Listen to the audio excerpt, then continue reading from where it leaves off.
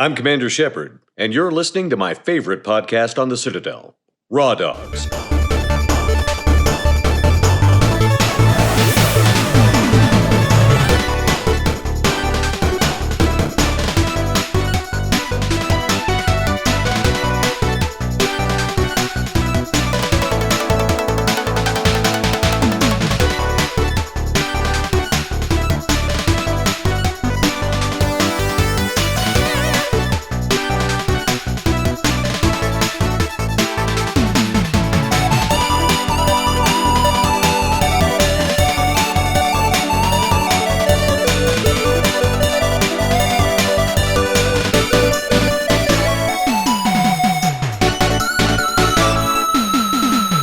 Dylan, you want to bring us in? And welcome back to another episode of Raw Dogs. This is number...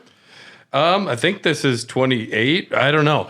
This is the 1 year anniversary is what it is. The 1 year anniversary. I love it. We're finally here. What a happy, beautiful trip it's been. Yes, it was this time last year. I was talking about Pokemon obsessively. Probably came off real good. Hey, it's a great series. It's been truly is too long since we've all gotten together. Yeah, yes, I miss everyone. I had a sick little cat. That was Yes. fine. Had to take care of him. Tell the fans how Goblin is doing. Goblin is fantastic. He had crystals in his pee. Apparently, this is a big problem with male cats. Never knew it. Make sure high moisture content in all of their food. Now, if you find crystals in like a Final Fantasy game, that's a good thing. Very good. Yeah. Sometimes they're like dark crystals. Which is also a pretty fun movie.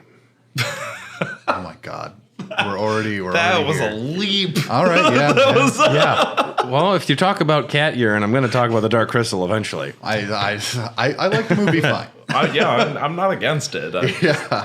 We have the usual cast of characters here. This is Brad talking.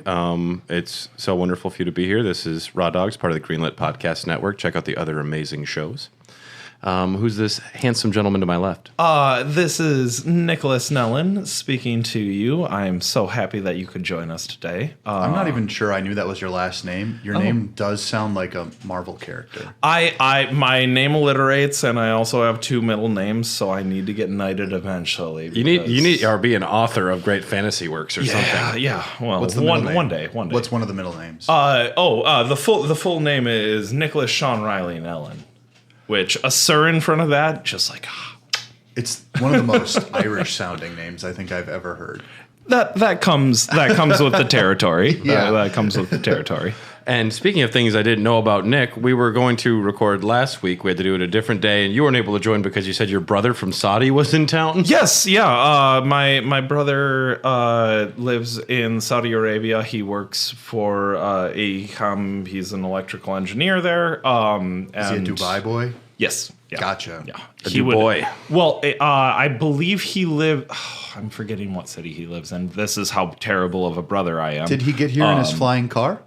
Exactly. Yeah, exactly. It's not fair that they have them over there. It is not fair. Well, so they're really trying to keep that hush hush. So Okay. Well, I saw pictures. It's out. The goose is loose. Back to the Future 2? Is that what you're talking about? Sure, I guess. which Haven't we caught up to Back to the Future?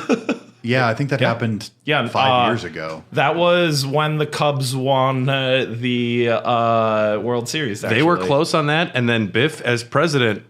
Pretty close. Pretty close on a few close. things.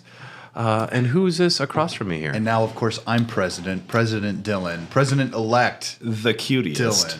The transition has happened. Tom has granted the transition process over to Dylan. You know how, like, Lion King like 0.5 or whatever? Oh, yeah. I'm like 45.5. And so I'll be president for a day in between there somewhere, but we don't know when that's going to happen. Not even I'm sure. I look forward to it. Well, I mean, if he gets Pence to pardon him, he'll actually be 47. But And speaking on the politics notes, there is 2 boxes in front of you two to commemorate the 1 year anniversary. Oh my God. anything. Are you serious? Oh, that sounds That terrible styrofoam. I feel unprepared. Oh no. Okay. Oh, this is so sweet. Thank you. This is fantastic. Oh my god. You did get one for yourself, correct? Yes. Okay. And, Tom and Dominic got theirs last week. Oh, that's so cool. Yeah. We And didn't talk about it on the also, show, but this is absolutely the correct size mug for me. Like, yeah, the medium sized mug, more than a regular cup of coffee. Yeah. Yeah, so we got a little bit of every episode represented on that mug, and they will be available. If someone really wants one, reach out to the podcast. We can figure out a way to get them to you for a reasonable price. This is beautiful. 1 year, guys. Congratulations. That's a great one. Yeah, absolutely. I will be a better friend next year. Well, you weren't even on the podcast for the first I don't know why I'm getting a mug. 3/4. Because you were here. I'll have to make some cheese. I'll take it. I will take it, and I will drink some coffee out of There it. we go. Right? It is Perfecto. beautiful. And That is the right size. You're absolutely Yeah, correct. Because yeah. some cups are just way too small. The like 8-ounce cup. I noticed a Target promotion with from Target Photo. I had 60% off, and it expired the same day, so I had to Photoshop this together pretty quick. I mean, it looks good either way. Yeah. Wait, this is a rush job? We should start. Well, we I should don't- start it offering was a a lot of our fast job. thumbnails on that. That'd be a good choice. Some sort of- Yeah. Well, I want to get them onto tpublic.com because That'd be cool. they can put it onto anything. You just put up the image for them. But yes, welcome to Raw Dogs. Fantastic. Welcome. And here's our executive producers, Mark Nenow, Brian Ward, Tyler Keller. I believe that's all of them. There's also Allyson Smith, Kate Conti, everyone else, all of you Patreon supporters. Thank you so much for supporting the show. Before we get into the main topic, though, it's been a long time since we've all gotten together. I miss your beautiful faces. Thanks, right? buds. I'm happy. You think our voices are great. You should see our faces. From semi-bearded to fully bearded You know what's weird? to stubble. Tom has a beard right now. Yeah, I saw it. Yeah. Yeah, you saw it. Yeah, the I other got day. to see it. Yeah. That was a special moment. How unprofessional. I'm telling his boss. It's amazing. For a 60-year-old man, God. he looks 30 years old without a beard, but with a beard, he looks almost 40. So that's good for him, I just didn't realize his hair was so red until it grew out like that. right? Because he's always called himself a ginger. I'm like, I don't know if you're a ginger. He always seemed You're blonde. the elderly, is what I Yeah. consider you. Yeah. He's all blue hair. Nick, what have you been playing this past month?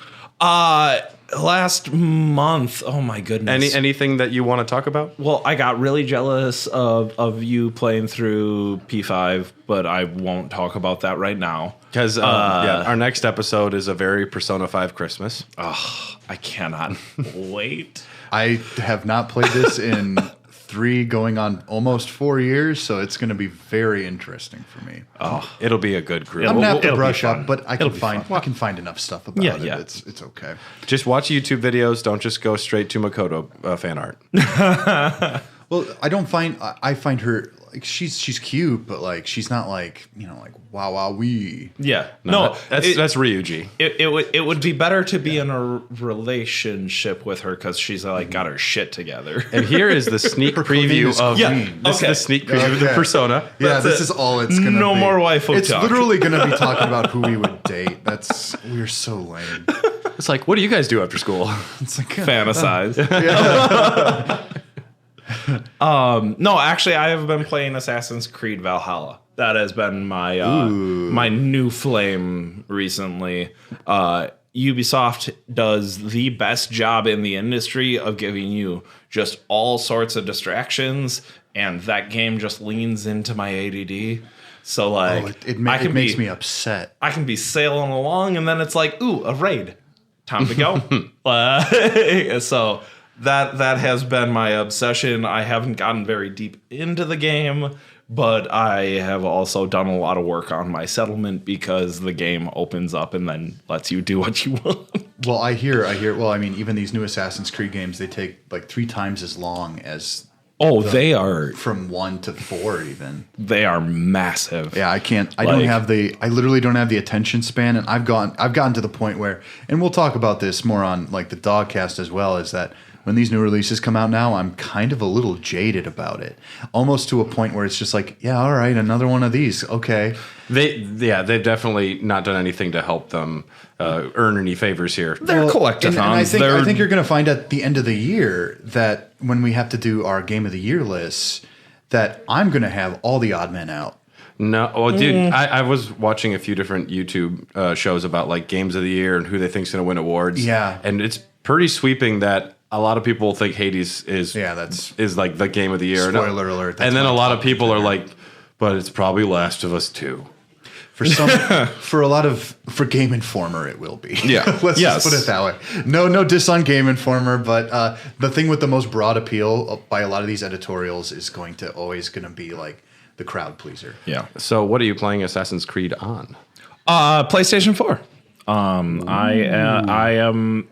thought I was going to be leaving it for my PC, but I got a little impatient. My brother was talking it up, and I impulse bought.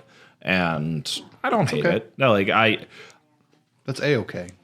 Because I am running a ranged character on that. I'm running a stealth and ranged character because it's Assassin's Creed. And That's what I do in Skyrim every time. I disagree genuinely with the fact that assassins are like the best hand-to-hand combat fighters. That's not what assassins are. So I roleplay a very snipery, sneaky man, which is fantastic. And I hear the bow combat's really cool with the weak points and stuff. Oh, it's excellent. You can cripple and stuff like that, which is stagger. Mm-hmm. On a scale of Edward to Connor, or not Edward to Connor. Don't like Connor. Ezio to Connor. Connor's great, but like he's the least favorite for most people. No. Arno's pretty bad. Okay, Arno's worse than Connor big time. It depends on when you played the game. What's the main character's name, and how do you feel about him? Oh my god, I'm gonna fuck up the Norse name. Bolgraf or something. Right? No, it starts with an E. And Eric? Admittedly, I've only gotten to play this game 2 separate times. Okay, because I suck at life and I don't get to play video games as much Those as I names want get weird. And it's also like a time sink. Actually, I have the next 2 days off, so I will be much more in it. Yeah. Is he smarmy? Is he fun? Or is he stoic? He is passionate and invested in growing his tribe, which goes against the tribe leader. I like the dynamic that the character has because he is somebody who has a chip on his shoulder and grew up with that chip on his shoulder, so it never will go away. Right. Type of thing. The storytelling in it is fantastic. The way that the game opens up to you and tries to get you to like kind of embrace it, I think is done really, really well. I think that Assassin's Creed games in the last 3 iterations have done a really great job of bringing a wider base in, telling a deeper story. They got a little bit less sci-fi because they backed off on the Animus, but yeah, I think it's the whole mostly for the best. The overall like narrative above that's the past stories is usually the least interesting part. Yeah, Desmond's story was a little confused like the whole time. Honestly, I thought it was pretty succinct and straightforward. I knew what was happening the entire time, especially if you pay attention to the side text, which I know is annoying. But I definitely knew what was going on. But when that ended, everything after that, I was like, I don't know. And why are you giving me reasons to care? They obviously thought they were going to blow their load and stop for a while. Yeah. Yeah, 100%. I was thinking that they were going to take Desmond and make it into like, now it's the modern Assassin's Creed, where that would have been cool. I'd also love to see an Assassin's Creed set in Mongol China. Genghis Khan, where you kind of work with him, and then eventually he's like, I don't know, he's kind of losing it. Or you could even deal with his sons taking over. I think that could be kind of fun. Sadly, a lot of people are. I'm happy that they've gotten away from the climbing shit and more to boats. Well, and even just the fact that they changed up their combat system from the Arkham games to I haven't played any of the newer ones, so I haven't gotten Odyssey. For when I got it to run on my PC for a millisecond, it was good. Origins ran way better, and honestly, Origins is really fucking awesome. Origins is gorgeous. I encourage anybody that's interested in like the background historical stuff, don't take it as dictionary like information. No, I learned stuff. But they do like all of the satellite information that you get in the codex and stuff like that. That's all stuff that people have researched and love, and That's true. Like, yeah. That's something that those games do very well, is you accidentally learn a lot. I know with Assassin's Creed 3 and 4, like I remember reading about the historical buildings that were featured, and they're like, this is straight up where this happened. Yeah. And that's very fascinating to also be learning something that's factual in a fun, silly game about jumping into hay piles from thousands of meters Can up. Can I guess that you're the person in the Skyrim games that when you got a new book, you would read the Yes, book? I absolutely actually read the Skyrim. It says a lot books. about you. It says a lot because I would save those for like the end of the game, and I'd be like, I don't even remember where I got this book. I just have a shelf full of them. I always wanted to like save one of every book, and I had this dream that one day when I have my Skyrim house and everything's perfectly organized, I could go and just actually like. Which never happened because things would fall off walls. Oh, I hate that shit. So you try and put some like sword up on a display thing, and it's just all janky and doesn't look right. My house in the swamp never looked quite like I wanted it to. I had stuff literally actually jump off walls where it was like, I got it just and then you try and like even hold onto the RB or like, just set things down. And something goes wrong. or you leave the house and it loads up in a completely different part of the house. Or you lose it forever because it falls between the clips through. Yep. I after a while I was just like, well, I guess I can't really put any of this shit on display. Apparently all of us played way too much Skyrim. I think everyone in the world did. Yeah. It's literally it's on the back of, like, I made a joke about being able to play Morrowind on the back of my eyelids. I can do that with Skyrim now. And I can play it on my Xbox Series X. Wow. You can play it on anything that you want to play it. Well, Dylan, you asked me before we started, how are my new systems working out? And I'm guessing you didn't listen to last episode. I did not. Oh, no. The Xbox Series X works fucking great. Oh. It's a dream. It changes games very fast. Like, I can seriously go over there now, turn it on, and it goes, I click Celeste, it goes right to Celeste, and I'm playing the game within 15 seconds. Yeah. Which is, from sitting down to playing a game, that is very impressive. Yeah. And Tetris Effect Connected looks fantastic. Which I just played. It's so good. I actually played through the entire thing, and when I'm not completely distracted, like ADD, with a VR headset, I'm much better at the game. Yeah. And it's just one of those things, like, I was terrible when I started, too. It's like, the more you play, eventually you're playing Tetris in your sleep. The PlayStation 5, on the other hand, doesn't play PlayStation 5 games for longer than 5 minutes. It's getting the CE-108255-1 is the error code. Yep. Apparently it's rampant, and many, many users are experiencing this. Sony hasn't said shit yet. I was not sure why. Because they know it's a disaster. Maybe they don't know what they're doing. Does your front USB cord charge your controller? Yeah, that works fine. Because that's also another huge problem that's been popping up. And honestly, I kind of expected that there might be some things wrong. It's a new system; these things happen. But this might be something you have to send in. Well, I was drinking with a lawyer friend the other night, and I was mentioning that, and he's like, "Class action lawsuit. That's fucking class action lawsuit. Just you should get it started because you get the most money." And so I was talking to this wonderful person named Aaron from Sony support, and they were as helpful as they could be, but they said, well, we've tried to fix it every way we can, including putting a USB drive. I had to download like a new system software, put on a USB drive, and reinstall it. Are you serious? None of these. On what goddamn planet would? Whatever, it's fine. None of these things work though. And then she's like, well, we've taken your name down, and we know this is an issue, and as soon as we have a fix for it, we're gonna get back to you. I'm like, nope. And then I said the words class action lawsuit, and she's like, I heard her type faster. She's like, actually, we're going to get it in. We're going to fix it for you right away. And I was like, okay, I'm fine with that. And she's like, so they sent me the box. It's actually arrived in the repair center today. I got the update. Oh, really? Okay. So it's already there. But then she's like, anything else we can do? I'm like, this isn't good enough though, because I also have like at least a month and a half where I should be playing my new games I spent money on as a poor man.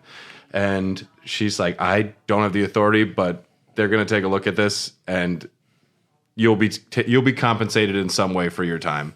And I've actually how they did for people who bought into the 3DS early. What did they do for that? Oh, they gave like an ambassador program where you got a bunch of games that like literal like Game Boy Advance games downloaded directly onto your 3DS that literally now you cannot get. So if you have a 3DS with some of these Game Boy Advance games on them, your 3DS is worth literally just like 5 times more. Oh, that's awesome. Kind of like having PT on your PS4. Yeah. Which I definitely didn't sell at the right price. I was desperate. That hurts my soul. Food for the cats is important too. I mean, it was to fix my car so I could keep working. That's also To get food for your cats. No, but yeah, that's it. It sounds well. This is exactly what I feared.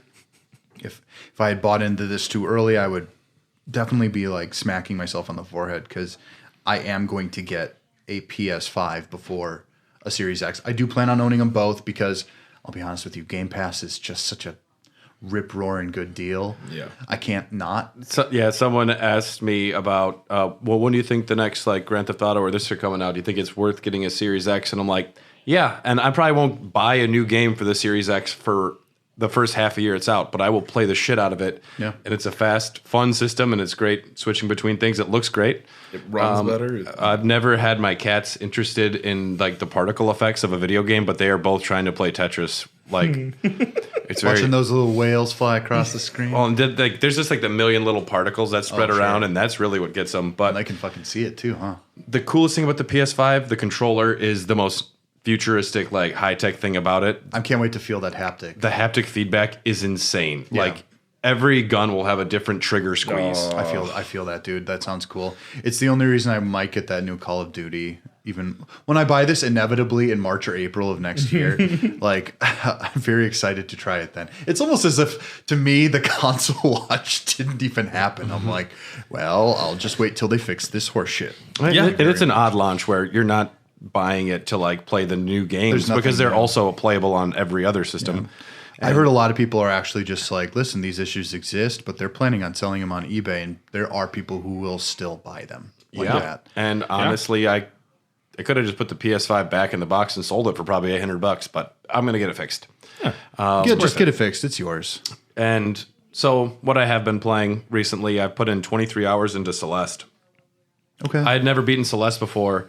It's a wonderful had game. the soundtrack. Soundtrack is gorgeous. I'm low-key obsessed with that game right now. I've done all of the story, all of the B-sides, and I've beaten the farewell. So the C-sides are unlocked and the golden strawberries, and I'm fucking done now. Like my thumbs hurt all day. It's Platformers. It's Super Meat Boy for the thinking crowd, in my opinion. The puzzles are so much better. It gets a little too nuanced or obtuse. I don't know how to describe it, but like the wave dashing and those wall jumps, when you're doing frame perfect tricks 8 times before you can get to the next screen, it's very frustrating. Not Bloodborne level of frustrating to me, but I didn't throw the controller like Bloodborne, but I was thinking about it. Well, if there's a game a lot like this that it didn't just come out, but it came out on Game Pass. If even the audience, if they're interested in Celeste, a great game I've been playing is called Katana Zero. I've heard of that one. It's on Game Pass right now. It's fabulous. I almost bought it for my Switch one time, but I threw it on because I was literally sitting around waiting for my cat to piss, and I was just like, I gotta distract myself. Yeah. I mean, I played a lot of games because EA Play came to Game Pass recently, so I played a lot of games that I've never fucking touched. I've been in story mode for FIFA 16, 17, 18, 19. Dude, I've mostly been playing actually online Battlefront 2 and Jedi Fallen Order, Jedi Fallen Order, I talked to Tom about it. Yeah. I don't know why I slept on that game. Dude, it's fantastic. I beat the first 2 missions on that game as well, and I was talking to Tom about it, and he said you were super excited, but he also was like, honestly, the first level is the hottest shit in the game. It truly is. It truly is. He says it kind of starts meandering away and it gets a little lost. It does, and there's a lot of assets that get reused, but in terms of like raw gameplay and exploration, there's really not a lot of games that are doing what this is. Yeah. And especially when there are points in the game where I thought like, your character, Cal Kestis, you think like he's learned everything possible. Oh, and now actually you can go underwater. And I'm like, you can go underwater in this game? And I'll be like, okay, wait a minute. Now I can Qui-Gon throw did it my with lights. the Gungans. Well, you get a breather. You get a breather. Rebreather. Yeah, rebreather. Yeah, I love it. I think honestly, it's my favorite Star Wars game that's ever existed. Period. Oh, that's a bold claim, right there. It is. It's Respawn. I love Titanfall 2. I wish I could go back and make Titanfall 2 my game of the year 2016 because the amount of time I put into that game was just especially how astronomical. little love it got, because that's a fantastic game too. When you release it up against a Battlefield game Yeah. and another Call of Duty, it's not going to go your way. Otherwise, I've been playing. I bought Pikmin 3, Oh, nice. and then I beat it. That day. And I beat it. I'm very good at Pikmin games. I love Pikmin games. I think they're fabulous, and 3 is by far the best one. Otherwise, I mean, the list could go on. What is your favorite Pikmin color? I like the rock Pikmin the best from 3. Dwayne? They're actually rocks. Dwayne the Rock Pinkman. But if I had to go, if I had to go with the OG colors, it would probably be blue because they've got those little fish mouths. And I think that's really cute. Okay. I've never played a Pikmin game. Oh, really? Well, you should borrow mine sometime. It's They're very good. adorable. Yeah. I've never heard a bad thing about them, though. Yeah. Yeah. So today's topic, we're doing the top 5 PlayStation 1 RPGs. Yes, we are. But we're also taking a look back on what we did in the past, right? I think that might be like an extended part of this episode. Sure. We'll then probably be locked behind Patreon for a little while, but we are talking about that as well. We're gonna relive some of the glory days, but Well, we're going to have a pal join us later as well. yeah, another Raw Dog will be here. But the PlayStation 1 was the first system that really kind of dug its claws into me. My brother owned a Super Nintendo and a Genesis and a Nintendo, so it was more his system. I played Mario World, but just the PlayStation was the first time that I started buying games and being invested into the stories. Like, I watched my brother play Final Fantasy VI, and it was so beyond my understanding of what a game was.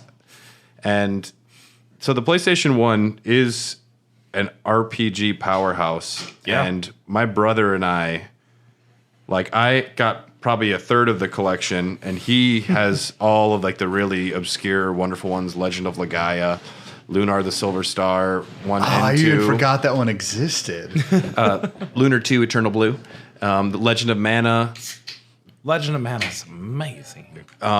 There's Chrono Cross. There's so many. There are so many. And then there's ones, do you count Final Fantasy Tactics, Vagrant Story, All the remakes that go along with it. Yeah. kind of the side ones.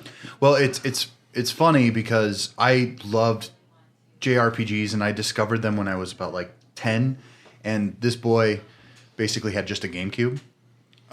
So I didn't get a lot of games that I could play. My mom was going to buy me shit. I didn't have a job, obviously.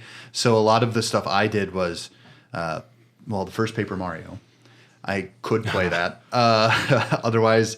That's a really good introduction to RPGs. Yeah. honestly, yeah, I learned a lot. Yeah. And then I would say GameCube. There were a few good ones on there. Bait and Kaidos. Ben Kaidos changed my views on video games in terms of just raw storytelling. What and, other RPGs would you put on the GameCube? Tales of Symphonia originally came out on the GameCube. Never played a Tales game. There was Played a Tales game. There was one called like Lost Legacy, and it was a card-based game where you were this chick running through basically dungeons, and you were using cards in like almost like it was almost action.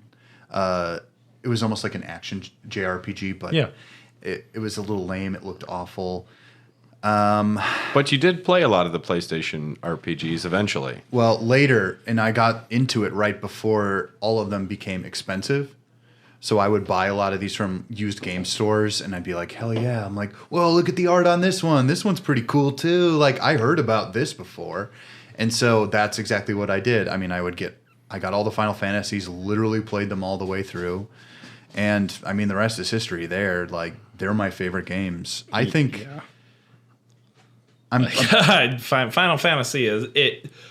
I think anybody that has ever played a Final Fantasy game through to the end has a like really special connection to that franchise, just because they are so extended, such an extended storytelling experience, And that didn't exist back then. You didn't get TV series that were hard-hitting storytelling experiences. You got serial Friends, like where everything got reset at the beginning of the movie or the episode. It's RPGs offer a different kind of experience where you are with a cast of characters, you're meeting new characters, you're watching them struggle, and you do develop an attachment. When they level up, it feels good. Oh, yeah. I'm like, Oh, does it? finally, I can use that Zodiac Spear. Oh, God. Oh, God. Like, yeah, like There's something... fanfare is amazing. And yeah, so you do become invested with these characters. That's why they kind of have a lingering effect, whereas some other games like Crash Bandicoot, really fun.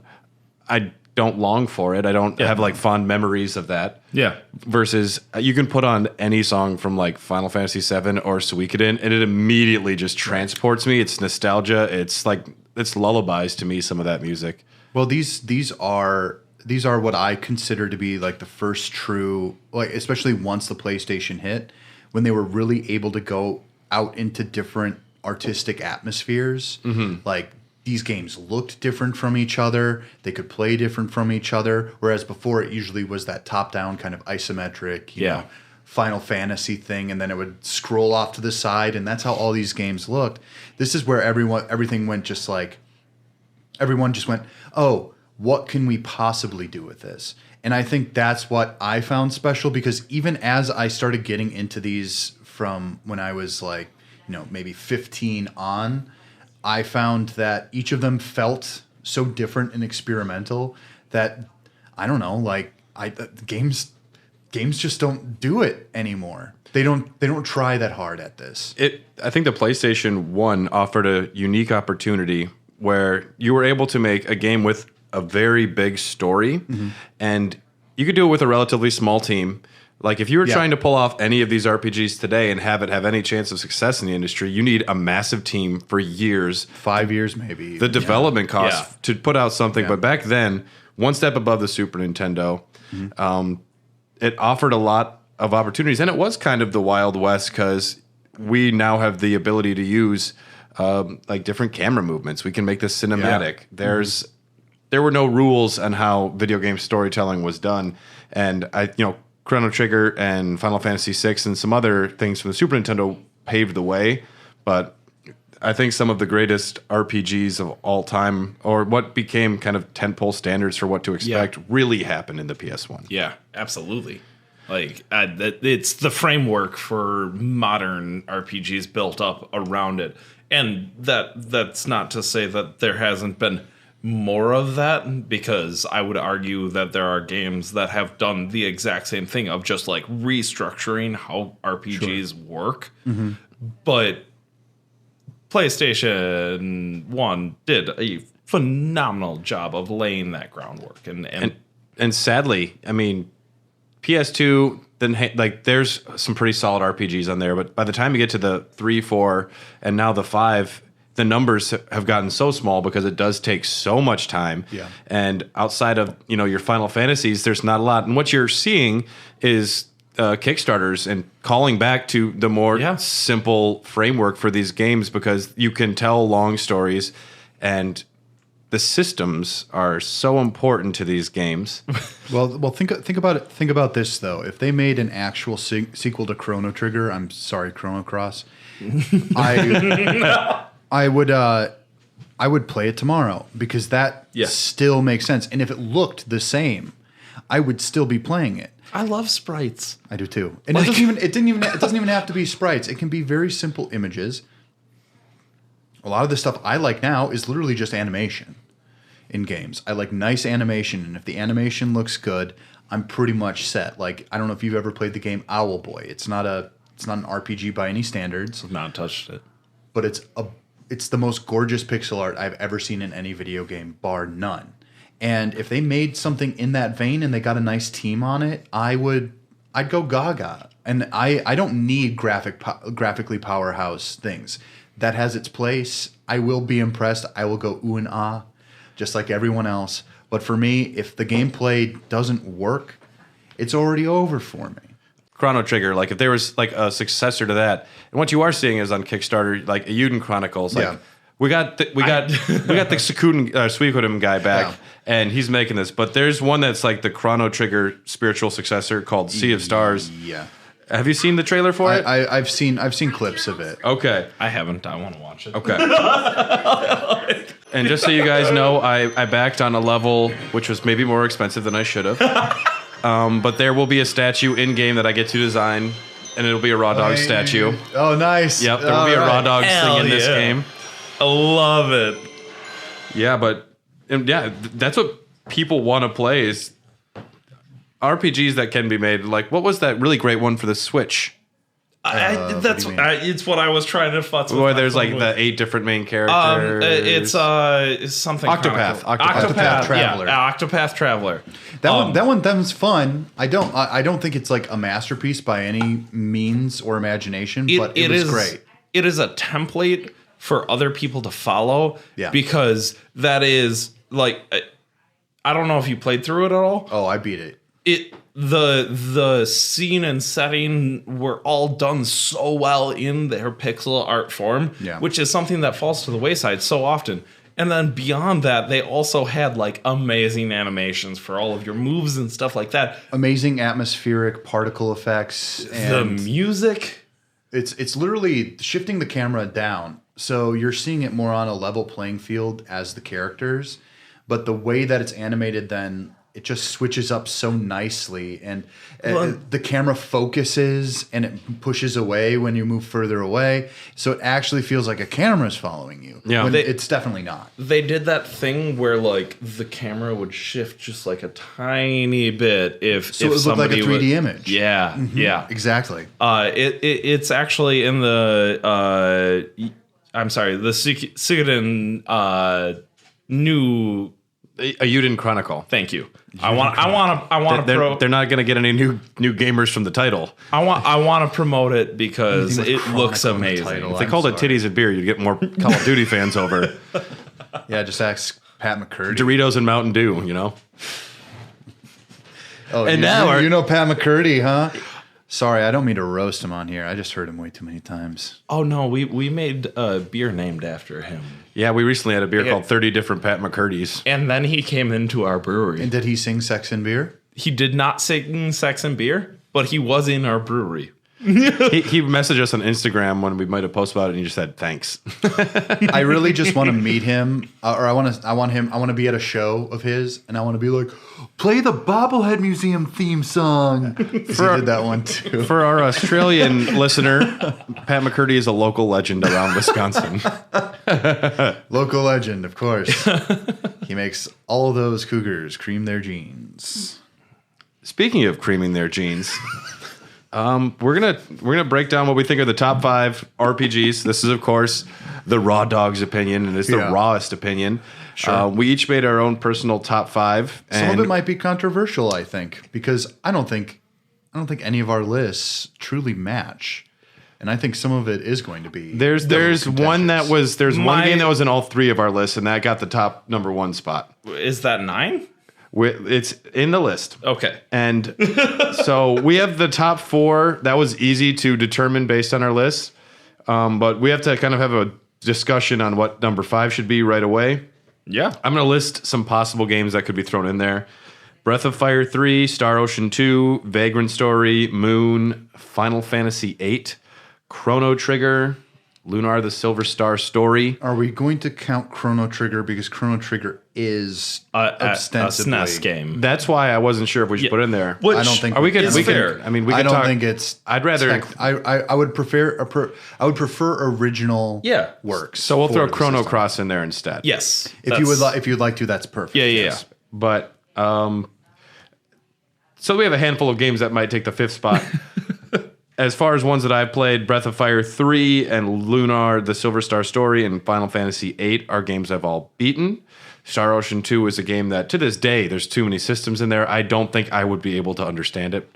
I played Star Ocean 4 mistakenly. I thought it was perfect for me, and then I tried playing it, and I was just like, oh shit. From everything I've seen, because I have, I think, The Last Hope, or I have That's 4. Till the End of Time, whatever the one is for the PS2. That's the third one. I have that one, and I thought, I remember my brother loved the second one, and the new one, or like that one didn't do it for me, but Star Ocean 2 for the Apparently it's PlayStation great. 1, there is like 50 different systems, and it makes Final Fantasy 8 look like a beginner's RPG. Well, I mean, Final Fantasy games are beginner RPGs. Let's be clear. Hot take. True. It's a hot take, but it's true. It's Not 12.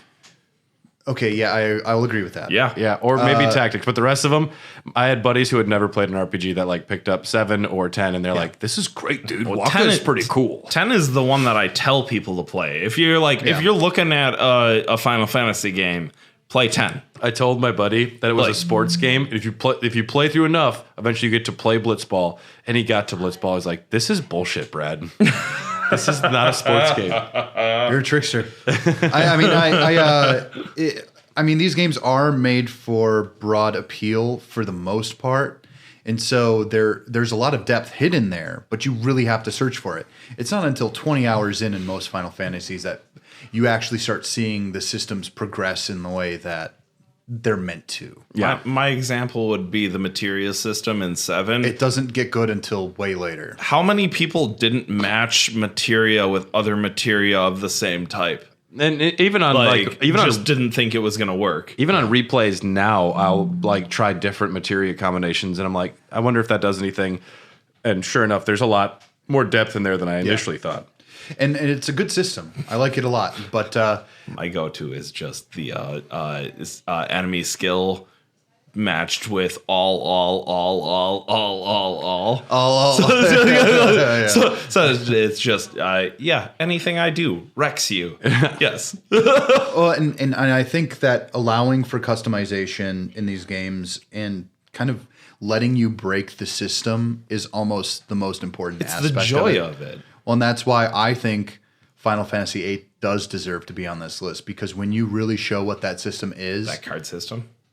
the card system, like the refining the cards you earn it during the card games, or even like draw magic and stuff like that, and kind of seeing what works best with most things. I could spend hours doing that still. There's something satisfying about seeing those numbers go up, about saying, oh, which guardian is going to go with each of these characters. I think this kind of gets like the shit end of the stick, because I don't think anybody really liked the story as much as I did. I don't know. I think a lot of people probably had a dislike for Squall. I think Squall is. I think like if there was actual voices and they got the right person, Nolan North. If Squall was played by the Donnie Darko kid, Jake Gyllenhaal. Yes. Because I think Perfect. Yeah. Well, I think people Or Jared Leto. Talk about ruining it. Right. He's gonna be sending in We'll some people tattoo some weird damaged shit. on Squall's forehead. Want to see my gun blade? No, I think for the most part though, like Squall, I don't find Squall annoying. I think all these characters are extremely human in the way they react to things around them. And I think that kind of turns people off because they're looking for like this fantasy experience. Whereas every single character in this game, I'm like, I know what they want. I know what they're going for, except for like Zell. He just wants some fucking chili He dogs. just wants those hot dogs, man.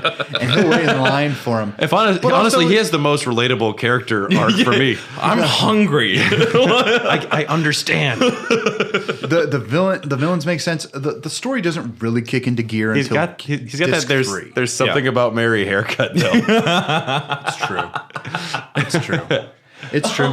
And yeah, I mean, But I mean, look at Waka. It got worse. yeah, It did get worse. and That's more that's a come racist. here. They Yeah, didn't yeah. learn. Jake the dog as I mean, and that's something that some RPGs do really bad is where they're like, dude, if you just play through the first 20 hours, the game gets good. And I'm like, I hate that shit. Kingdom Hearts 2, I don't know if I'll ever play you again because that first like 4 hours, I'm like, this is hard. I find the first disc of Final Fantasy VIII to be extremely playable and straightforward. You can spend as little time or as much time as you want in that game, and it will still give you a Final Fantasy experience. As long as you can get to the Tetra Master Triple Triad, the Triple Triad card game. It's not a hard game to learn. No, the Triple Triad is, in my opinion, the best mini game that Final Fantasy has done ever. Absolutely. And I could play it's- that game forever. I know it's purely myth, but I still had canon the Squall is dead Okay, yeah. theory. I mean, yeah, you're right. Because I noticed it when I was nothing years old. And I was like, Right. oh my God, this is a thing. Well, then it could have all been time displacement, and I agree. I think that there's so much going on in this story, and it's really like snappy. Yes. Especially like stopping the nukes and like Yeah, everything The happens gardens, very yeah. abruptly. Your teacher's 22 years old. You want to bang her? Quistis is fine. Let's be clear. Quistis. Quistis rules. I She's prefer an Quistis awesome to blue Quina. mage. Yes. Quina's great. Quina? Quinn? Is that a name that people use for her? No, that's the Final Fantasy IX Ketchi. Oh, okay. Although I would argue it's the Final Fantasy IX Quistis. Anyone with an enemy skill materia. yeah, Blue mage. Let's maybe it's just the call it Final Blue Fantasy Mage. IX Zell because it just wants to eat hot dogs. There you go, man. He just wants to eat anything, especially frogs. Yeah, Final Fantasy games aren't afraid to get weird. Quina's gender, it was like always a fun thing to discuss Yeah. because I don't know. We never knew, and I think that's interesting that people are like we don't know. I love that Quina's supposed to be a boy. I think though that I there's think it's canonically male, but I don't know. I don't know the it's gender one of politics those of things that. that's left so much better alone, though. Yeah. Like, I like a lot of characters who are very ambiguous. Yeah. because I think it's just fun, and it's also just like because it really makes you think. What's the point in even giving a shit? it removes that. Yeah. so. Let's mention some other PS1 games. While we gush. Breath of Fire 3. I Which I've remember never played. I remember beating this game. I also haven't. Really enjoyed it, but I don't like it more than 8 Star Ocean 2. I'm not qualified because I don't have a PhD. Sure. Lunar the Silver Star story, great game, but arguably, I mean, wasn't that a Saturn game originally? Like, I don't. Yeah, I think it was a port. It's super classic, super. I almost played it on the straightforward. DS. They released a version for the DS, if I Yeah, remember correctly. you're right. I almost And there's a played Game that. Boy Advance one, I think, as well. That makes sense. And I remember the strangest thing in that game was that there were, I think they're called bromides. Every single character, you could find like a hidden sexy picture of them, like with them pretty much nude. And my brother got them all. Like, Brian, That's perfect. Brian, Pixar, it didn't happen, baby. Lunar was cool.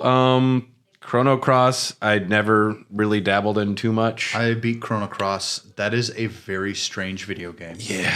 I played it because Allie actually owned it, my girlfriend, and it's literally it's interesting, but it's certainly not what you cohesive? expect or cohesive because the entire thing is based off of an idea that the originator of Chrono Trigger had as a story that takes place after that was supposed to be kind of visual novel-esque.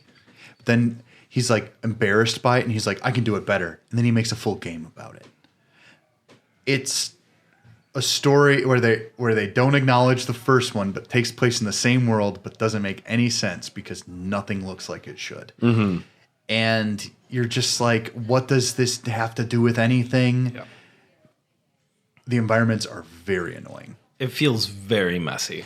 It's super messy. Like that would be the 48 playable characters. What? 48 playable characters. That's fine for some games. if you put the time and effort into fleshing and making sure that they work. Which we'll talk about those games. Yeah. Yeah. We're, I know the we're 100 sitting on that one. 100 and whatever stars. It's fine. But I you know what? I can't really include Chrono Cross on this list. I wish I could. I want it. When I first played it, I'm like, hell yeah. Here's the thing. Allie actually played this before Chrono Trigger. And I keep saying I have Chrono Trigger on the That's DS. probably why she has better feelings I know, about it. But I said, if you play Chrono Trigger on the DS, because the DS is the best version, bar none. Yeah. Period. I've heard that. And if you play that, you're going to have the best time. That is such a better video game. Legend of Dragoon.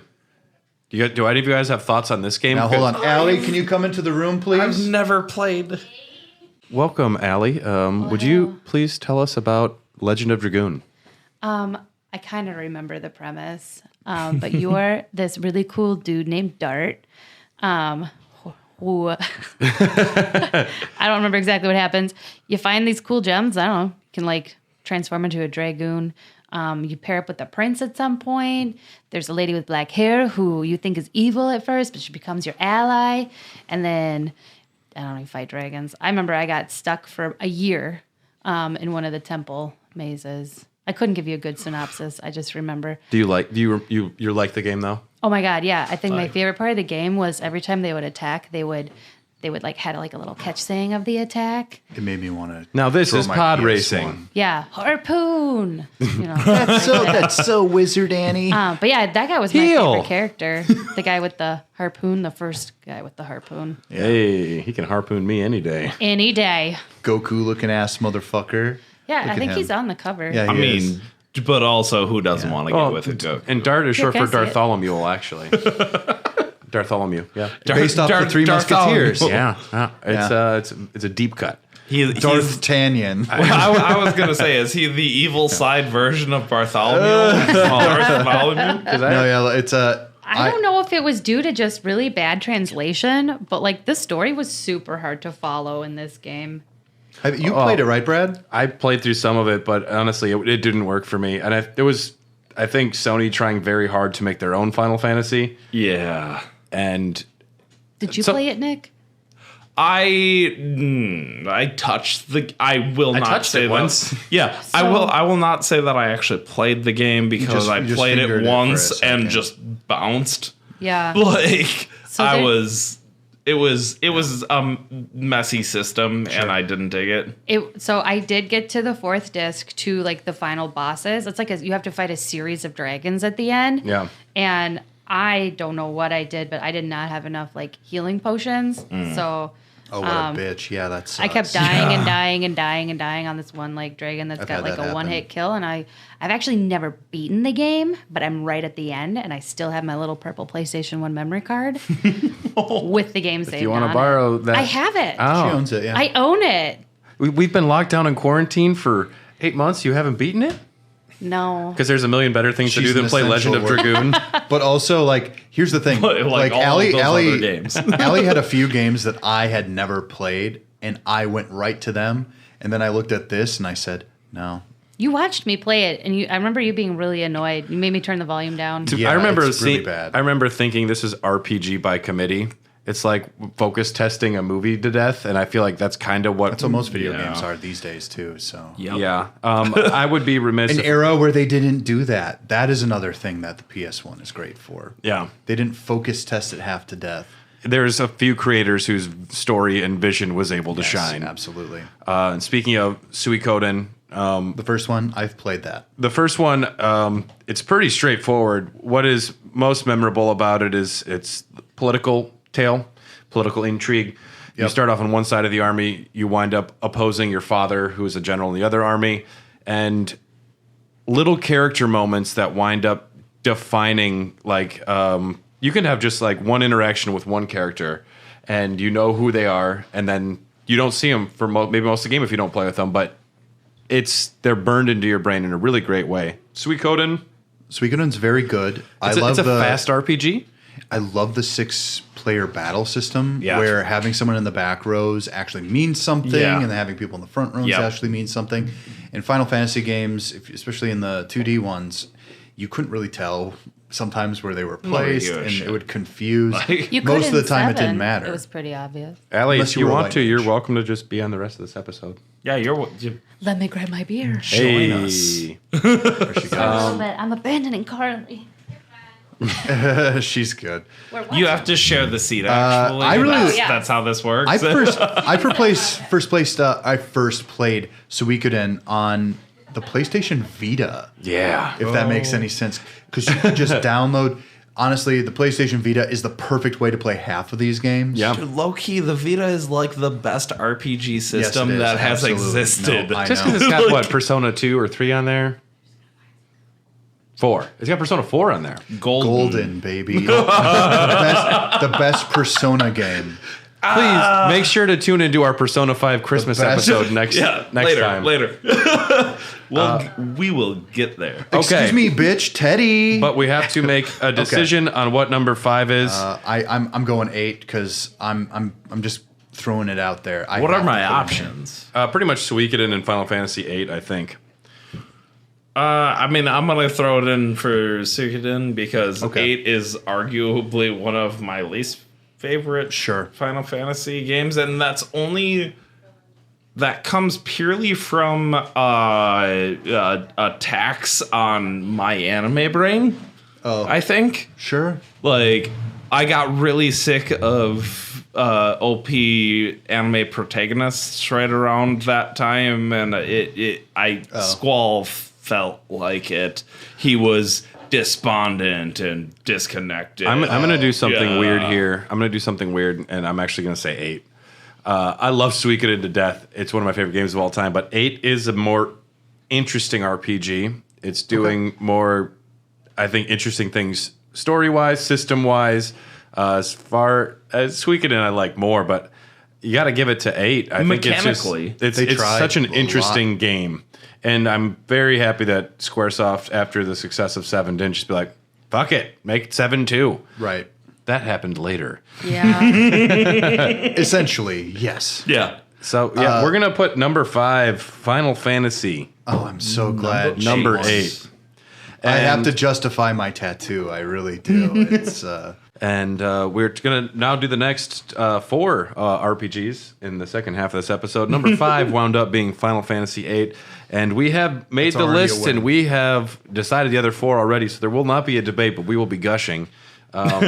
Number 4, it's a little game we did 3 fucking episodes on already. Final Fantasy VII. Have you guys heard about this one? You heard this one? Is that big story? I don't know. I don't know what you're talking about. There's Sephiroth's about length, but Cloud's about girth. You want the girth. How do we not make that joke once in the last? like he can really pierce that cervix. And Cloud, he can really tear it up. I mean, I thought we were talking about killing enemies, but okay. Yeah, that too. President Shinra has taught us that Sephiroth knows how to get in deep. Now, before Cloud was told that he dilly-dally shilly-shallies and Vincent is the emo god savior of the universe, there was a game called Final Fantasy VII. We've talked at length about this in a previous episode, but sometimes I think about Final Fantasy VII and I go, oh, wowie.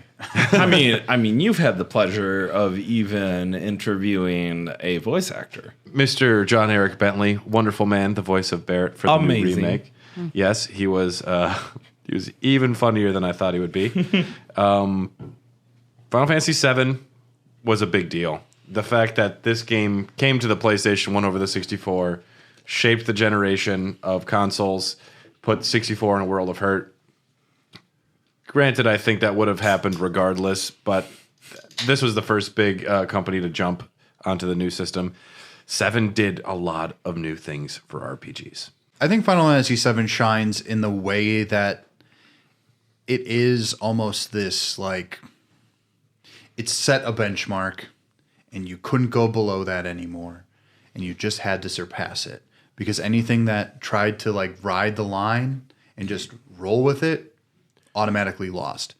It's because it was just so pivotal in what it was doing.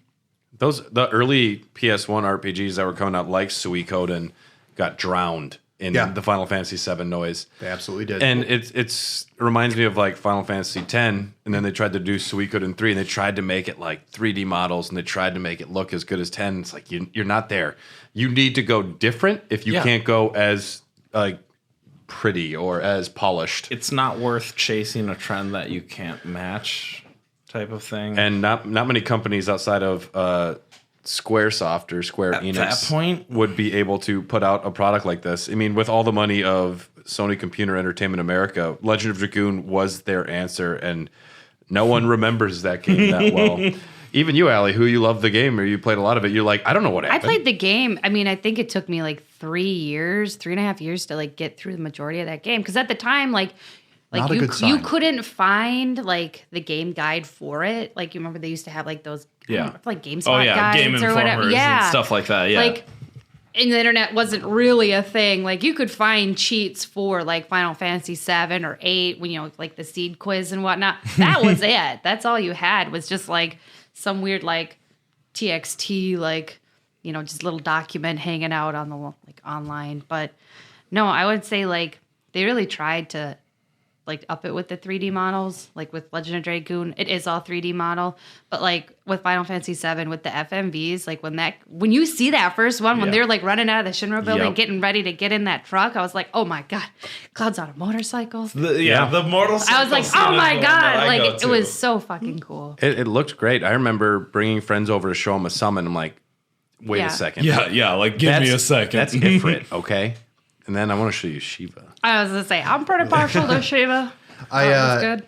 I'd snort that diamond dust. It's also She can freeze me any day. it's also that when this was first introduced to me, it was like nothing I'd ever seen, and I even like this was introduced 5 years after it came out to me. Even then, I was like, oh, this is kind of special. Like aesthetically, the design elements, the choices in terms of the storytelling, cinematography wise. I'll be honest with you, at a certain age, I couldn't tell that they were pre-rendered backgrounds. I don't know about any of you guys. I thought literally they just made it out of clay. Yeah. I was like, whoa, look what they fucking did with this shit. I thought the characters looked dumpy and weird, but from all the dialogue I had read, even though the translation isn't like the greatest, I still think that it packs this really deep emotional punch. I think that's really hard for them to do. I remember a kid. This was one of the first pieces of media that I was allowed access to where the characters were straight up cussing. Yeah. The first time Barrett said that fucking cunt pizza or whatever he said, I was like, this is amazing. Yeah. And a mature story with a lot of broken characters and explores mental health in a way that I think is pretty ahead of its time as far as what video games were doing. Incredibly relevant now. Oh, yeah. Yeah. Like getting lost in a big mechanic society. If not for the fact that the plot twist is quite confusing the first time you go through it. I don't know if anyone remembers doing it for the first time. A lot of people have different interpretations. I still talk to people who think Cloud is a clone. Yeah. But that's not true. He's a Sephiroth clone. No, but literally that was Sephiroth faking him out. Yeah. So and meanwhile, Hojo, depending on what game you're in, is saying a lot of different shit. Oh, yeah. I mean, we all know what he's interested in. Weird tentacles. Yeah. No, that guy watched way too much hentai. Oh. We're going to put Red 13 and we're taking him and we're putting Aerith and the other thing. They're gonna mate. It's like, what kind of science are you doing here? I'm gonna breed a woman with a cat. They're gonna have It's gonna be really good. We're going to the promised land. It's the best land. It's where everyone gets the fuck. Oh, my God. A land with all the oil, all the spirits. No, I love it. Getting edited out. Get the white materia. It'll be great. The It'll save Democrats the are killing the live stream. Jesus We need to get more of it. We've got these Omega weapons. They're going to stop the meteor. The biggest weapons, the best weapons. We're going to blow up the asteroid with the material. It's in the ocean right now, but I promise They come from that the we'll get it ground. out. They come from the ground. They're really big, but I promise you, they're not real, and they're not gonna kill you. They're not gonna kill you. Sephiroth never worked for us. This is lies, fake news. I know it's up there in the sky, and it looks like it's gonna kill us. Genova but I is swear, the cure. it's not gonna hurt you. If you just inject a little Genova into your blood, you'll be fine. You'll be like Sephiroth, and you'll be great. We're gonna build a giant cannon. Best in the world. Best. The best. And meanwhile, the rest of the world's like, dude, Midgar sucks right now. God. Who's in charge over there? This is What is really going- bad. I hear there's terrorist Who is attacks the mayor? all the He time. is not the best. No, the mayor's a cool guy. The mayor's like, I made a puzzle in the library. I can't God. wait. I can't wait till wait till COVID's over so I can finally take that vacation to Cosmo Canyon. Yeah. Oh my God. I'm going to go to Costa del Sol as soon as quarantine ends. Isn't he at Costa del Sol? Who was Hojo there? goes there. Hojo He is- goes Yeah, there. he's Yeah. like fucking sunbathing. In a lab coat. In a lab coat. I remember that. People forget how silly that game is for how seriously they take it. I later. love the cross-dressing part that's the in point of it. Sector, what's it, Sector 6, Sector 7? Oh my god. Uh, the remake? Yes.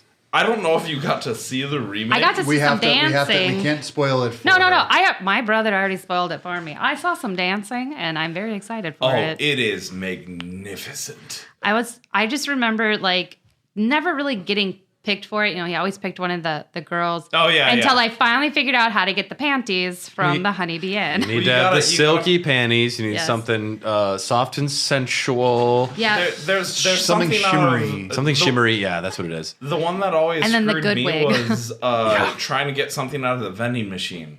There was a vending machine that you had to You need go the to expensive for medicine, something. and then the expensive medicine helps the guy poop. And then It stops his, like, diarrhea or whatever, and then he gives you a You tiara. might be constipated. and most of what our Final Fantasy VII discussion will be how President Shinra is Donald Trump.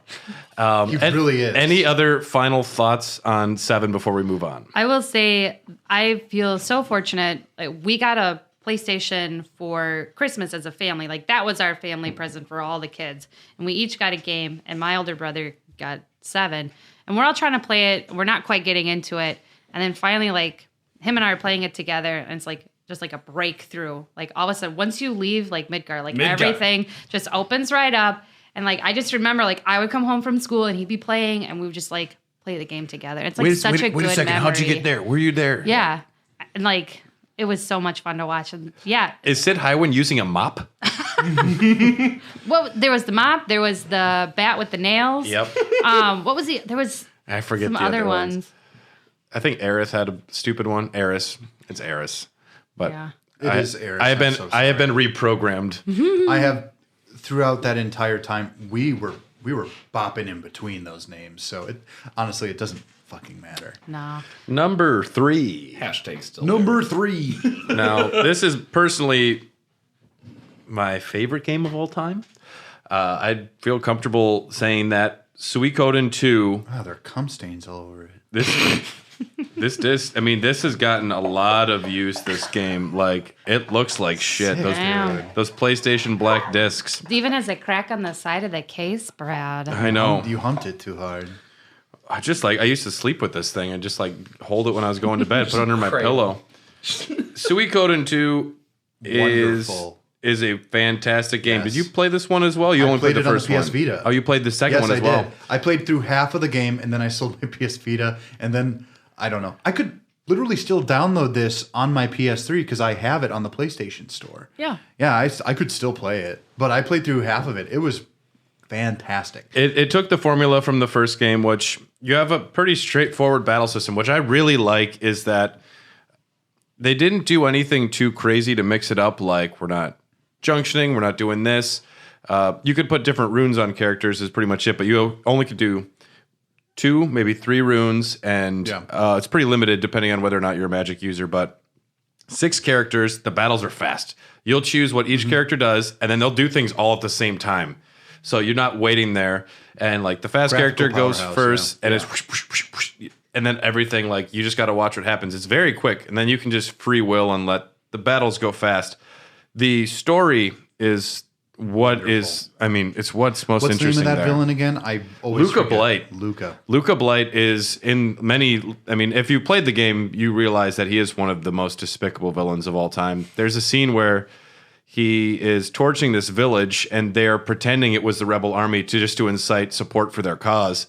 And he has a female villager on the ground begging for her life, and he's like, "I want you to squeal like a piggy and walk around and pretend you're a dog." And she's doing all these things. And she's like, "Will you please let like my child live now?" And then he's like, he just kills both of them. He's like, "Why would I let you live?" or something like that. And truly heartless. And if anything could be said negatively about this game, is it might lose steam because about 2/3, 3/4 of the way through the game, you fight Luca Blight, and you assemble 3 different parties. Like, the only time you have 3 different parties where an entire first party can die. Ruin this guy. And if you haven't been mixing it up, because there's 108 characters, if you're not mixing it up, you're like, this third party, I'm like, oh, I'll put the squid in there. I guess I'll put the big hippogriff guy. The hippogriff guy is kind of cool. He's kind of cool. He's seriously like, he's like a cat. He's like, whatever. Like, fuck Well, you. that's the part that's the part that stressed me out about the first Suikoden is that a lot of those characters are actually quite missable. Yeah. If you're not paying attention or you don't talk to every single person in an RPG.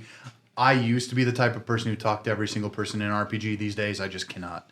I cannot go there. In Suikoden 2, it's a lot easier to get these guys if you're paying the right attention to unique-looking characters. Yeah. Because they actually do look unique. And Unique character models and stuff like that. Yeah. Yeah. it really bothered me because in Suikoden 1, there was maybe 3 or 4 characters that had unique models. And I was just like, how do I recruit them? And they weren't meant to be recruited. I'm like, but they have a model. And I was so Only concerned. 108. I was so concerned that I was missing characters in the first game that there's a tablet you can go look at the entire list. And I had made a separate list of everyone in the castle. And I'm like, Sanchez isn't appearing on the list. What is going on here? I can get this and guy. I thought the game was broken. I thought I wasn't going to be able to resurrect my cook. And it turns out that Sanchez was a bad guy. You found out later on. I'm like, that's why he's not on the tablet. Okay, fine.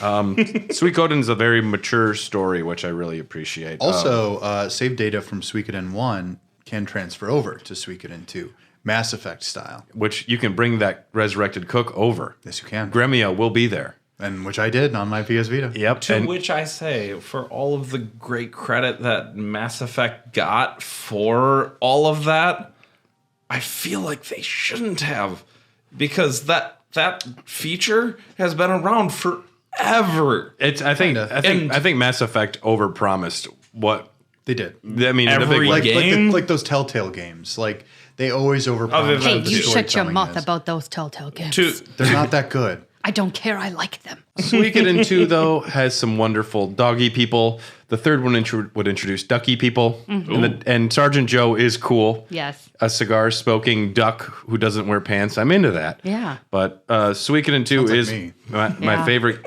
game of all at home. time. Yeah. For like a hot second, like part of my ADHD brain like zoned out, and I was like, 108 characters. Is he talking about Chrono Cross right now? That's 48. Still a ridiculous amount of characters you can recruit And- across 2 different worlds. And not every character in the Suikoden series is playable. One guy is Yeah. a guy who just like, I love making elevators. I just don't have anywhere to work. It's like, you come to the castle. Yeah. And, I love that. and he's like, I'm going to make you an elevator. Yeah. There's one guy who just like gambles and he's kind of a shithead. There's one dude, forget the name of their species. They have wings. They think they're just called the wingers. That might be also like a Terrible. racial epithet or That's something. terrible. I don't know. Winglies. Who knows? But he just steals all your shit. And then eventually he joins your team and he's like, I can steal shit from other people. And you're like, I'm super happy you're here, Chaco. No, give me my shit back. Yeah. Because he steals all your money. And that's one of those great situations like where you're eventually, you have a moment where everything's stolen and you have to like scramble to like have nothing again. Like, I remember ow. hating that. I hate Damn those. Those parts in games actually stress me out.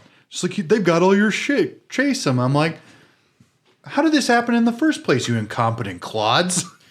I hate that I metagame those moments I always do. I'm just because, like, why couldn't my people keep this from happening? well, and I am literally the opposite of, oh, they just took all my shit.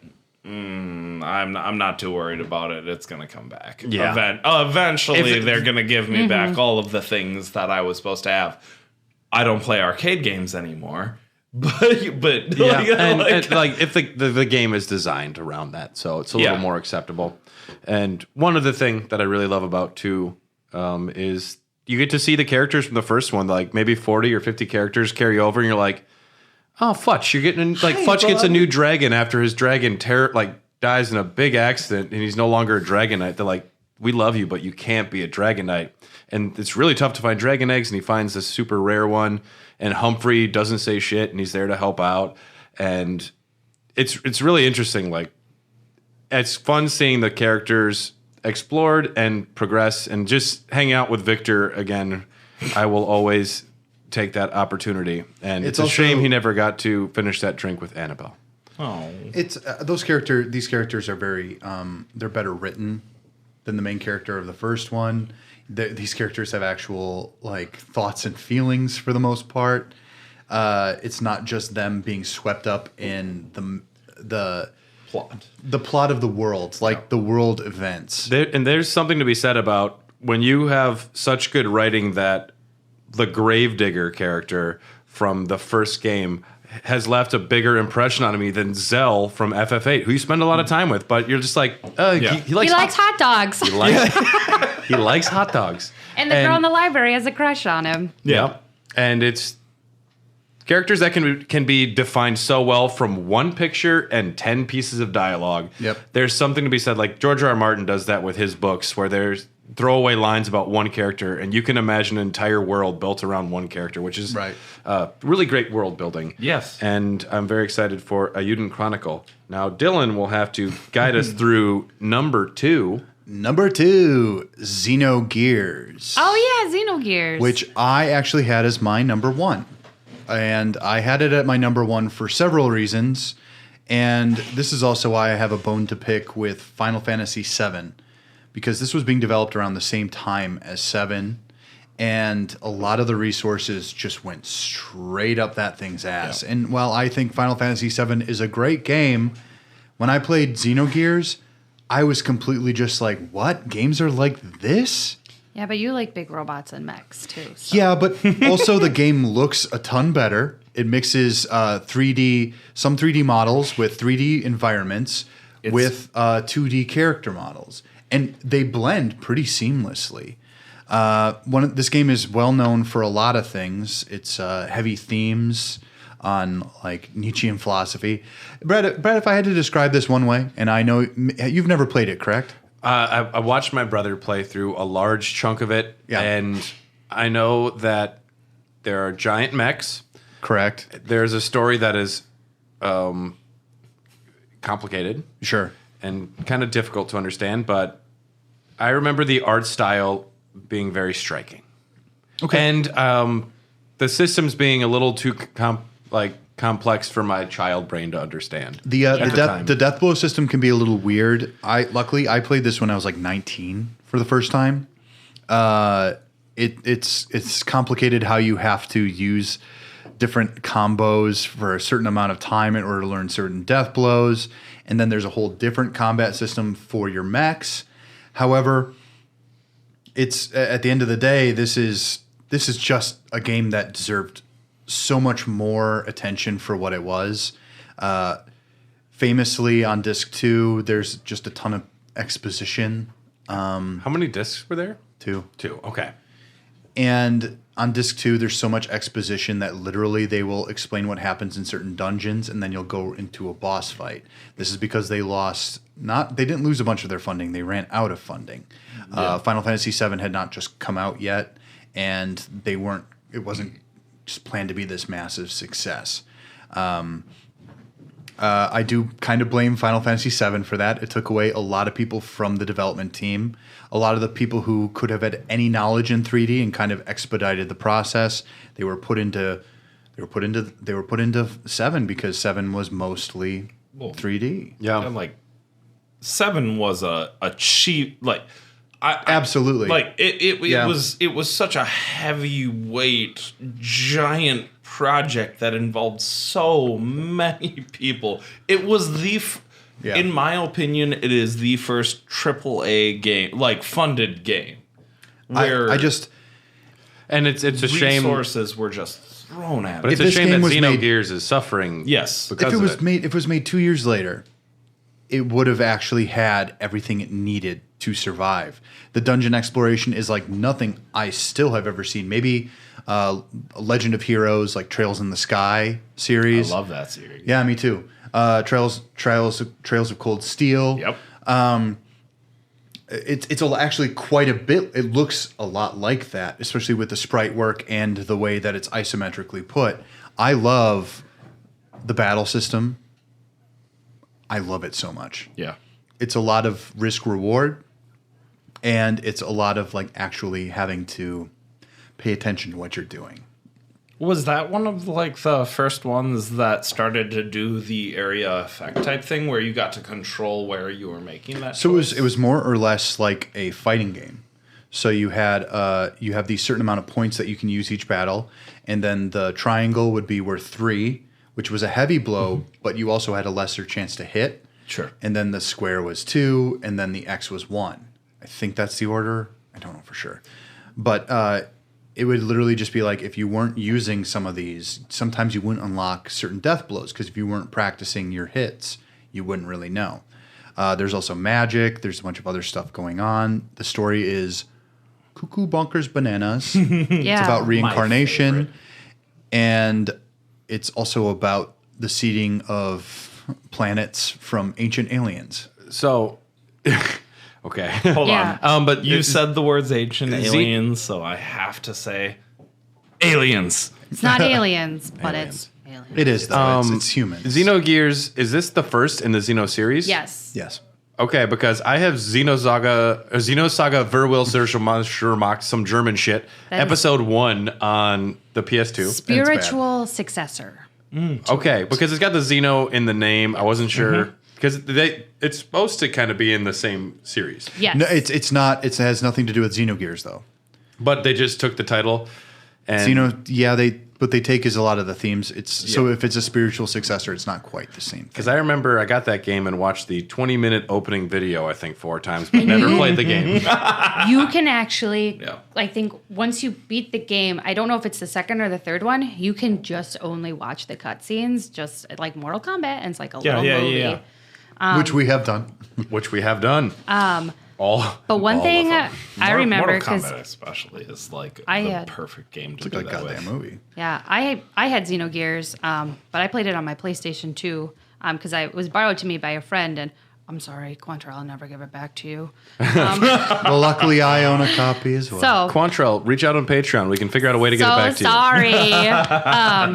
But I think they had like translation issues because like there were so many like religious themes going on that they had like a really hard time bringing it over. They absolutely did, because a lot of the main themes are kind of the corruptive influence of various people. It wasn't the institutions, it was definitely the people, because you had like these inquisitors, and one of the main characters is an inquisitor. He's got like this gun. It's very one of the things I can say about this is that it really goes for it in everything that it wants to do. It deserved to be so much more. And I don't think games really go for it like they used to. No, I just, in like the thought that they could bring in all of these different, in the way that, Final Fantasy, they'll throw in things like Ifrit, Shiva, which are definitely like takeaways from other religions. This one actually absorbs a lot of these things and makes you think about them in very specific ways. I was going to say, Nier Automata. it is the Nier Automata. It is the Nier Automata of JRPGs. Yeah. Period. Xenoneers. I was gonna say it's like the lost season of Rurouni Kenshin because it was too religious to be released. That could be right. And I and on that note, fell we're in getting love out with there you just now. very far. But we need to bring this home, and we have one more game to talk about. Yes, we do. Nick, would you please tell us why this is number 1? Because It is. And what game is it? This is Final Fantasy numero 9. Numero That's nine. German for yes. I know, right? Numero no. No, I love this game because it is the first Final Fantasy game that I had the pleasure of playing in its intended form, I think. Final Fantasy 7 and 8 are fantastic games. I take nothing away from them, and I love the risks that they took.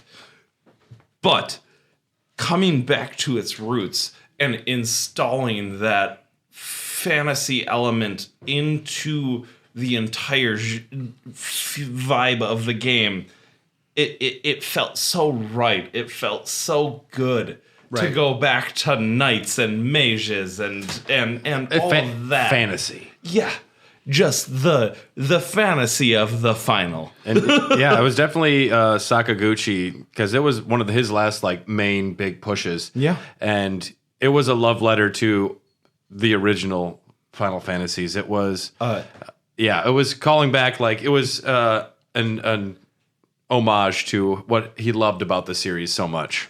As somebody who actively is creating their own fantasy world, I play Dungeons and Dragons. airships are gonna be a thing because they're so damn cool. Yes.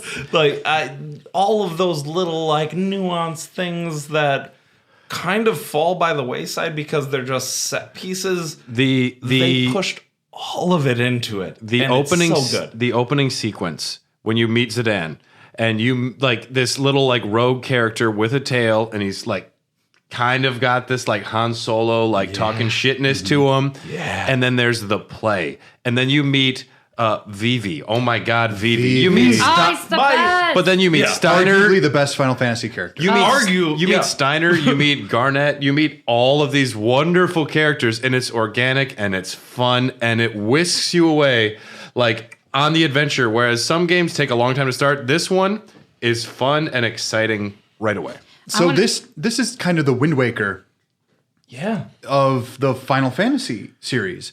People were so against the way this looked, but they made the exact right choice. I think it's because the characters looks good. Because the characters are, I think, shrunken down. That's what people didn't like. They're like, why not regular human proportions?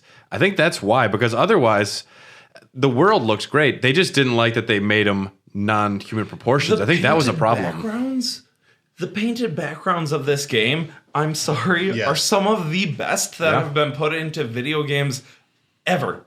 Period. Yeah. Full stop. I would argue that this, like the world, like 8's fine, 7's fine, but like the world feels so disconnected with how large it is. But when you're on the world map in 9, it doesn't feel as like empty as some of the other ones do. I just feel like it's, besides, like when 10 came out, whatever, but like this was like the warmest like feeling like environment than any of the other games that had come out before it, or any of other JPRGs, whatever. This took a lot of, from what I understand, this took a lot of inspiration from even like Pixar movies of the time. Sure.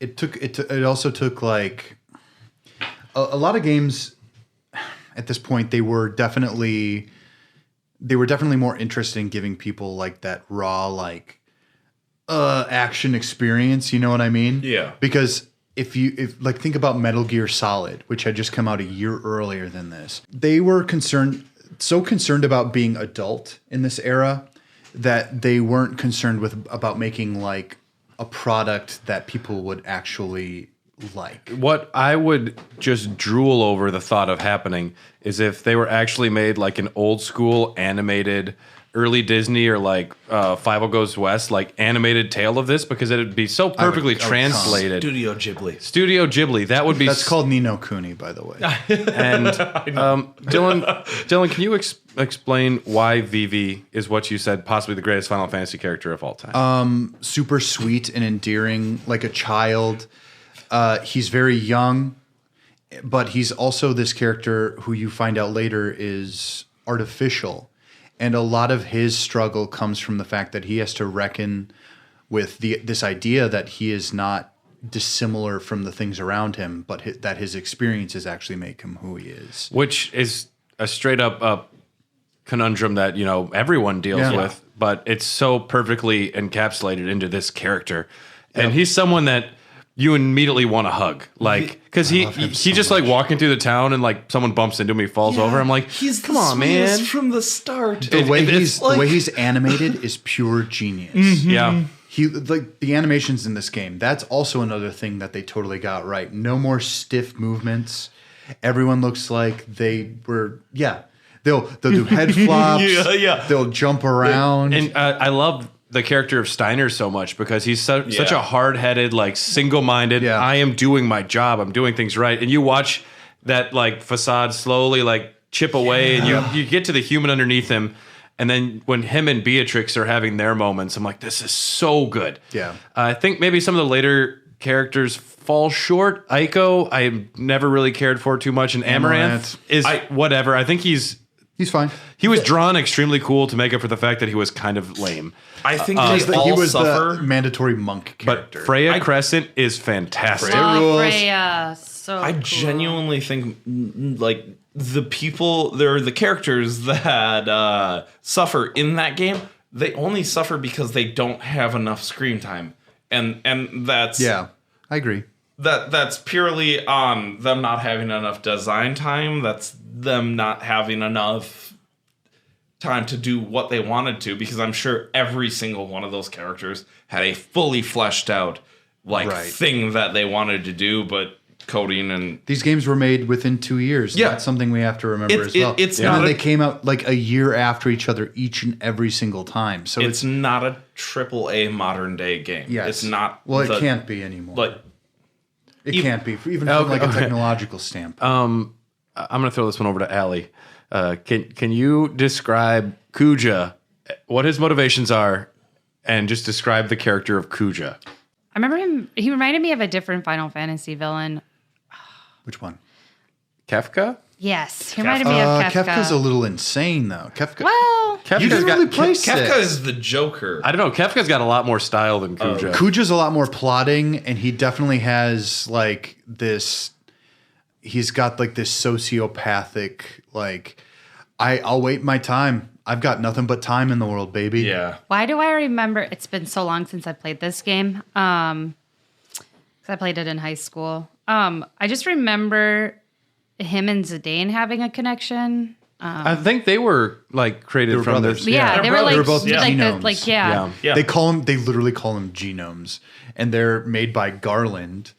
Garland is the father of all of them. They come from a parallel universe. That's Does what I anyone thought. remember this? It was like some because you go into that Garland weird from, like, castle. 2? It's not the same Garland. He's just Okay. named Oh, Garland. he's just And then, of named course, you Garland. Believe played it. me, I've gone deep dives. But that's when you said that, I was know. just like, oh my god, I need to research now. And then there's a giant paintball who is the ultimate boss. Yeah, that was so stupid. No. Well, he's the ultimate boss. His name is Ozma. He's not the end boss, but he's the ultimate boss. I like- Necrozma is the final boss, and he's the personification of death, keeping the two worlds apart from each other. We're going to do an episode So someday, weird. and it's going to be the final boss of every Final Fantasy game. I know, you know, and it's funny because how much I remember about this game. There are some things in 8 I forget, but they're like the final part of this of 9 can be a little bit like, okay, what's actually going on, especially once Zidane gets captured and his friends help him escape, which has the best song maybe in Final Fantasy. It's called "You're Not Alone." It's You were not alone. and it was sung just Exactly. I remember as a kid thinking like, wait. This hot chick is the daughter of Queen Braun? I don't Yeah. see ended this. up being true. But yeah, but I was like, I don't see what's going on here. And apparently she was nice earlier though, so Yeah. Yep, she was she got warped. corrupted by the crystal's energy. The dark crystal. And just like the troop, the acting troop, and they're like salt and pepper. God, I love that shit. Yeah. Yeah. Like the intro to that game is beautiful. That like the way that you get to learn all of their like weird little quirks and facets and I cried and at the end of this game. Did you? Final Fantasy 9 is my my Final Fantasy. Like, Where's my canary? yeah. Melodies of life. And there's a lot of just Don't really do not- that to me. I will say my favorite part of this game was all the Mogs and the Moogles and just how adorable they are. So my favorite. So- and I think there's a lot of really great vignettes, like when you finally meet Sid, the Ladybug King, and then eventually like he gets restored to glory. Frog. I think he's a frog. No. He's a like Was he a bug? He's a bug. Like a hopper. He's a bug Yeah. with a mustache. It's Yeah, very yeah. cute. So His cute. wife, because he was cheating on his wife. And when you go to His wife when you meet transforms. Freya's people, and because she's been trying to find a lost lover, and that whole story, I remember just being so poignant. Yes. And even Who's with dead? Steiner and Beatrix as well, like when they're Beatrix, I was like, I think it was like favorite of Bahamut. those Is Bahamut like attacking the stories, castle and though. like Garnet and like the cute little girl with the blue hair? I forget, Aiko. but I just want to Aiko. know more about Beatrix. I remember as a kid, like, I want her on my She's party. so cool. Well, Final Fantasy does a decent job of doing that for sure, of like giving you almost party members. Yeah. Where you're just like, oh, but She does like, fight with you at one point, seriously, right? I will happily drop my third string character. Come in my party, please. Like But I will say, like, of This all 10-year-old the- is trying to bang me. I don't use her for summoning that often. Can we please have Beatrix? Yeah, but I just She like really that does love Satan. all the side She wants characters. that monkey dick, dude. All the side Or that characters tail. in 9 had like more going for them than some like the other side characters. Like I don't really care about Selphie and Irvine and like 8. Essentially, I like all of Irvine. them. I know. I like- I love come them. on, I I love like them. Irvine. But they don't have like. They know. feel more real. They're not even like there's no like. I want to say They're like, more real and less interesting. Well, I was going to I say agree in with that, 9 actually, they yes. you have more of an emotional connection to these characters than you do. It's in, more like, the other thematic. ones. Your connection to them is more thematic, and it's also more archetypal. Well, I would say their connections to each other as well as more emotional and interesting. Yeah, But so those are the top 5 PlayStation 1 RPGs as decided by the Raw Dogs. We have Final Fantasy VIII, Final Fantasy VII, Suikoden Didn't 2, even include some of the best ones. Xenogears, and Final Fantasy 9. There's no 5. way to include There's all only of these. there's only room for 5. Yeah. Well, I played one that's new, and it's for There the can Switch. only be one. But it's not a PlayStation That's 1 not a game. PlayStation. It was a PlayStation 1 game. What is it? Moon. Okay. We're going to talk about Moon another time because when you bring up a game I've never heard of before, put it in your top 5 list, that has me curious. And Well, and then I know there's, like like, there's you know. also like Persona was a PS1 game. Yeah, but no one's Well, played that. Persona 2, I'm pretty sure, is the one that was on Yeah, I think the first one was 2, but I think it was Innocent way Sin less and popular. something else. If you want to reach out to us to tell us what your thoughts are on your favorite games, if we got anything wrong, we got something to right. I wanna Email play these You can games. correct someone. email hairofthedogcast@gmail.com. We're on right. Facebook and Instagram, Honestly, Hair of the Dogcast. Here's the thing. Next episode, actually, of Hair of the Dogcast, there's going to be a whole segment dedicated to questions. So if you're going to send them in now. I will be reading them, and all the Dogcasters are going to answer them. It's a very Persona 5 Christmas will be our next official episode. We're going to continue the anniversary extravaganza with a Patreon episode that will be available immediately to them, probably somewhere way down the line if we're feeling too hungover to record like Tom does sometimes. We will eventually release this, the continuation, but we're going to be discussing all of the games, the episodes we've done so far. And so reach out to us on Facebook, Instagram, Twitter. Dylan, how else could they support us? You can support us on Patreon. We have multiple tiers. Each of them have their own little benefits that you can indulge in. I would say though that if you give us enough, we will literally take you out on the town. We will Hell yeah. spend a whole night with you. We will break social distancing rules and kiss you on the mouth. I will get into a hot tub with you, Oh my god. and then I'll pee in the hot tub. I only know of a private sauna, so I can offer that, I guess. Actually, yeah, we'll use that We'll take you to Dubai if you pay enough money. on It's his true. brother's flying car. I know a guy, so That's perfect. And so, yes, I've been Brad. I'm Dylan. and I'm Nick. I'm special guest Allyson. And we're going to keep this party going for you Patreon subscribers. Otherwise, check out everyone else. Check out the very Persona 5 Christmas in 2 weeks. Thanks for tuning in. Also, peace out. I got to tell you though, I might actually have some sort of Instagram. Uh-oh. I am actually going to put out some of my drawings This is good. so that we can connect it. do you have an Instagram name yet? My hopefully it is actually this. I didn't check to see if it was taken. It's called Dylan Draws Demons. Okay. I like And, that. That's hopefully what I'm going to continue to do. So So I will be doing a lot of the thumbnails for the Dogcast. So check out Dylan Draws Demons. We'll update you on another episode if that is indeed going to be the name. But thanks for tuning in. We'll talk to you soon.